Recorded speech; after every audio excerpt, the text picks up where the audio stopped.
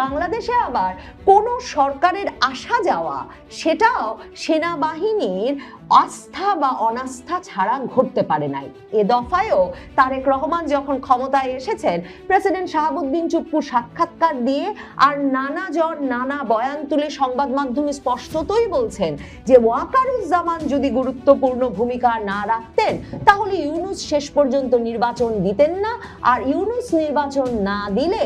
BNP প্রধান তারেক রহমানের পক্ষে প্রধানমন্ত্রী হিসেবে ক্ষমতায় আসা সম্ভব হতো না। কাজেই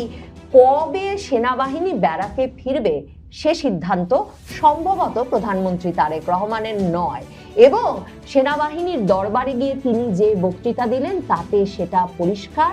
বাংলাদেশের সেনাবাহিনী সত্যি কি ব্যারাকে ফিরবে নবনির্বাচিত তারেক রহমানের হাতে সম্পূর্ণ ক্ষমতা দিয়ে,